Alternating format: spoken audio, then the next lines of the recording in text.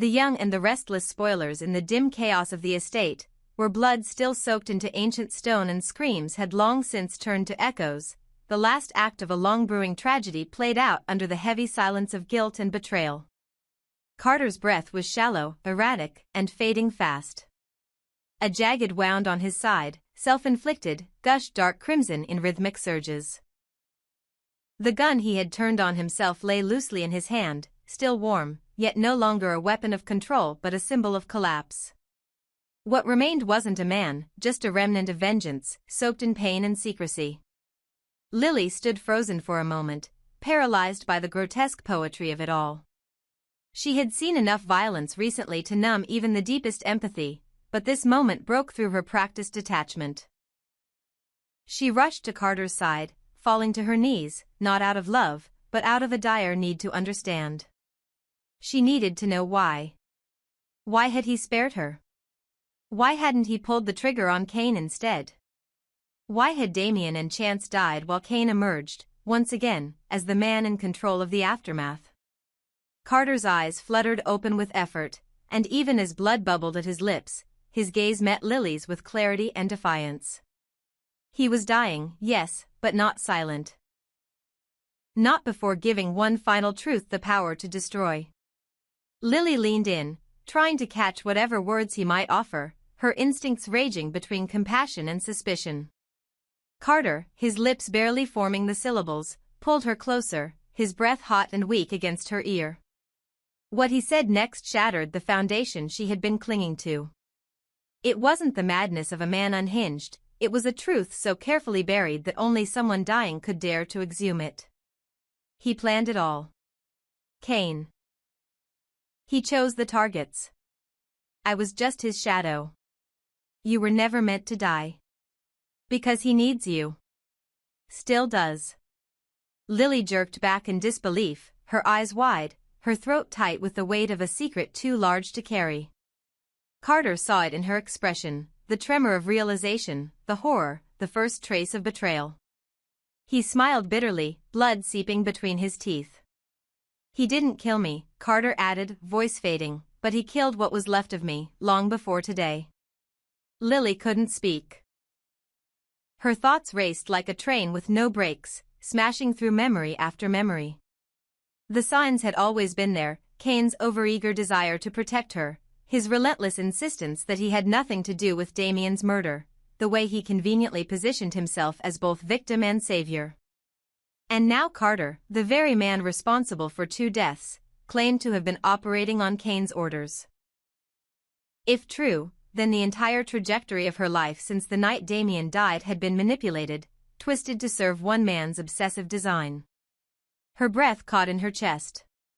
She remembered the basement, the locked steel door she wasn't allowed near, the muffled voice she thought she imagined, and Cain's odd, evasive answers every time she asked about it. She had wanted to believe him so badly, had convinced herself that trust could be rebuilt after everything. But the lie, now laid bare by a dying man, seared itself into her psyche with unbearable heat. Yet still, Carter hadn't answered everything. Why had he turned the gun on himself rather than exact full vengeance? Why had he chosen to die instead of turning against Cain? Her voice trembled as she whispered the question aloud, more to herself than to the man whose pulse was barely a whisper. But Carter heard it. With the last of his strength, he turned his head slightly toward her, and through bloodied lips he muttered, because even monsters want to be loved by the one person who sees through them. He made me believe I could matter. But I was just disposable. A tear traced down Carter's cheek, not for what he had done, but for what he had never been allowed to be. And then, silence. The shallow rise and fall of his chest ceased. His hand twitched once, and then lay still. Lily sat beside his lifeless body, the air around her now unbearably heavy. She couldn't cry. Not yet. There was no time. What Carter had said wasn't just the rambling of a dying man. It was the missing piece of a puzzle that had haunted her for weeks. And now that it had clicked into place, she could see the whole image. Cain had orchestrated everything. He had used Carter as a pawn, manipulated him into murder, and now stood poised to walk away free. Shielded by grief, praise, and a false image of heroism. But perhaps most horrifying of all was this: Carter hadn't killed her because Cain had forbidden it. Which meant her life, her survival, had never been hers to control. It had always been his choice. Outside, the estate was crawling with law enforcement, paramedics, and media vans. The aftermath of Chance's death had ignited a firestorm, and yet Lily's silence about Carter's confession burned hotter than any headline. She had choices to make, and none of them were safe. If she revealed what Carter had told her, she risked being labeled unstable, or worse, complicit. But if she said nothing, Cain would continue his game unchallenged, wrapping himself tighter around her life until she no longer recognized herself. And that was something she would never allow. So, Lily began a quiet war.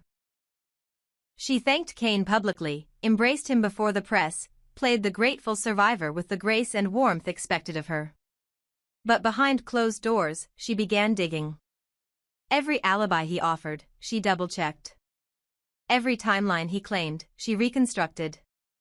She contacted private investigators without his knowledge, hacked into security logs, and even retrieved Carter's phone from evidence before it was fully processed.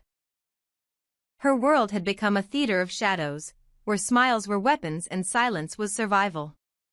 Cain, for his part, was thriving. Public opinion had turned in his favor. Damien's murder was being framed as a tragic act of violence by a mentally unstable man. Chance's death, though devastating, only served to paint Cain as the ultimate survivor of a plot meant to destroy him. He made subtle moves to edge closer to Lily again, wrapping concern in charm, offering protection she no longer needed but accepted to keep up appearances. And all the while, he had no idea that she now viewed him as more dangerous than any gunman. The true horror of it all wasn't just that Cain might have ordered the deaths of two men. It was that he had done so not for power, but for control of her. She now understood that his love was a prison disguised as protection, a lifelong sentence dressed in promises and declarations. Carter had died trying to earn that love, and she had almost drowned in it. But not anymore. Now she was wide awake. The next move belonged to her. But before she acted, she needed one more truth: what was behind that steel door in the basement? If Carter was right, if Damien hadn't truly died that night, if Cain had staged the crime scene, then everything could still be undone. But to do that, she would need evidence. Not just whispers from a dead man, but undeniable proof that Cain was orchestrating a masterwork of deception so elaborate it had rewritten reality. And if that door revealed what she feared, then Lily would not only expose Cain, she would destroy him.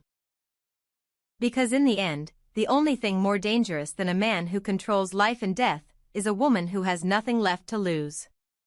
And Lily, now armed with truth, vengeance, and righteous fury, was ready to become that woman. The game was no longer his. It was hers. And the final act had just begun. Carter's final act was not vengeance through bloodshed, it was revelation through silence broken. The moment his body went still, his breath surrendered to death, and the air was no longer heavy with life, something shifted within Lily. Not just her understanding of the man beside her, or the man behind her, but of herself. She was no longer passive, no longer the woman who allowed herself to be loved into submission. Now she was the keeper of a truth too dangerous to speak aloud without a plan. As she stood slowly from the pool of blood around Carter's lifeless body, her eyes locked briefly with Cain's across the room. His expression froze. He had seen Carter's lips moving, had seen the intimacy of the whisper, the kind of proximity that carried secrets like viruses, quick and fatal. He didn't know what had been said, but his instincts told him it was enough to ruin him. Cain had always operated in calculated control. He mastered timing, influence, perception. Manipulating narratives not with force, but with subtlety. But nothing could prepare him for the sight of Lily backing away from Carter's corpse, pale, stunned, and more silent than grief could justify. Her eyes no longer looked at him with affection or relief. There was distance now, something cautious and unreadable. He had survived so many schemes, so many enemies, by staying 3 steps ahead. But now, he wasn't sure how many steps Lily had already taken behind his back. That uncertainty clutched at his chest harder than any fear of exposure. The danger wasn't that she knew, the danger was that he didn't know how much. He replayed the scene in his mind, again and again, but the memory offered no clarity. Carter's lips had moved slowly, deliberately. It was not a panicked confession, it was a message. One Carter had held until the moment his own life was slipping through his fingers. Which meant whatever he told Lily wasn't just emotional, it was strategic. And if Carter had honored the code of silence while alive, it was only because Cain held leverage. That leverage no longer mattered. In death, Carter was free. And so Lily, now burdened with his parting truth, was no longer an ally, she was a liability. Cain had to act. But action, for him, was never impulsive. He needed to know what Lily was doing now, what her next move might be, how much of her silence was real and how much was performance. He watched her closely in the hours that followed Carter's death. She was calm. Too calm. She thanked the authorities for their support. She accepted hugs from reporters. She stood beside Cain during interviews and maintained the image of a woman grateful to be alive. But behind every word was precision, behind every glance was calculation. Cain saw it, because it was exactly how he himself operated when manipulating the public. Now Lily had become him. And that terrified him more than anything else. At night, he sat in the darkness of his study, staring at the liquor in his glass, untouched. Every instinct screamed that he had to disappear. There was a door in the basement, and behind it, a secret that could not survive exposure. There were old messages, old files, old connections that could be traced back to him if someone went looking. And Lily, now armed with motivation and suspicion, would go looking. He had underestimated her once. Never again. Escape was no longer cowardice. It was self-preservation. But Cain also knew that leaving would confirm guilt. It would raise flags. If he vanished, Lily would have her answer without needing proof. So he had to balance on the razor's edge, stay long enough to appear confident, but prepare every detail for a swift and clean exit. A private jet in another name. Offshore accounts untouched for years. Contacts in countries with no extradition treaties. All of it had been contingency. Now it was necessity. He watched Lily from afar as the funeral plans for Chance were arranged, as public grief replaced private turmoil. She cried where appropriate. She leaned on him in front of others. But there was a subtle shift in her body language, a slight stiffness when his hand brushed hers, a delay before she returned a glance. These were the cues that betrayed the internal war she was waging, and Cain was losing ground without ever entering the battlefield. He began testing her. Small things. Mentioning Carter casually, to see if her face twitched. Bringing up their future together, to test if her smile faltered. And she passed each test, too well. That was when Cain realized, she wasn't just suspicious. She was planning something. The trap was already set, and she was waiting for him to walk into it. He could no longer sleep. Not because of guilt, Cain had long ago divorced his soul from the moral weight of survival. But because control was slipping through his fingers, and with it, the identity he had constructed so carefully. If Lily knew about the steel door, about the man behind it, then everything would unravel. Damien's death had been a cover. The blood had never truly dried because it wasn't truly his. If Lily opened that door, she'd find what Cain had buried, not a corpse, but a man kept alive in darkness and silence. The proof. The leverage. The one card Carter never played because he believed he still mattered to Cain. But now Carter was dead, and Damien might as well be next, unless Cain disappeared before the door was opened. But could he really leave without knowing for sure how much Lily had learned? Could he walk away from the empire he'd built, from the legacy he'd manipulated into existence? Or worse, what if Lily wasn't acting alone? What if someone else had heard Carter's whispers through a wire? What if Carter, in his final moments, had outsmarted him one last time? Every corner of the house felt like a spotlight. Every conversation was an interrogation. Cain's paranoia became pathology. He started destroying documents, wiping hard drives, shifting assets. His phone was full of coded texts and deletion orders. Still, he smiled through it all, publicly. Because to show panic was to confess, and Cain wasn't ready to confess. Not yet. But time was closing in. The day Lily went into town alone without telling him, the day she asked a locksmith about vintage industrial doors, the day she visited the estate's original blueprints from archives, Cain knew. The endgame had begun. The whisper Carter gave Lily had planted a seed, and now that seed had roots. If Cain didn't vanish before the truth fully bloomed, then there would be no escape. And so, at 3 a.m, under a moon that refused to hide him, Cain stood outside the steel door one last time. His hand hovered over the keypad. Inside, Damien was still alive, barely. Fed intravenously, sedated often, restrained always. A living secret. A ghost trapped not by death, but by Cain's ambition. If Lily reached him, everything would collapse. If Cain silenced him now, there would be no undoing it. But it would also mean killing the last witness. The final tie to Carter. The final proof. He didn't open the door. Not yet.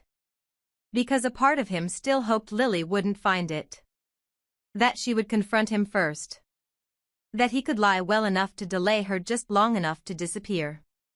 But deep down, he knew Lily was no longer the woman who waited for the truth. She was the woman who found it. And when she did, Cain would no longer be the man who outsmarted everyone. He would be the hunted. And this time, he wouldn't be able to talk his way out of it. Would you like the next part to explore what Lily does when she finds the steel door? Or do you want to follow Cain's attempted escape and whether he succeeds before Lily acts? Either way, I can continue it as a dramatic long-form sequence.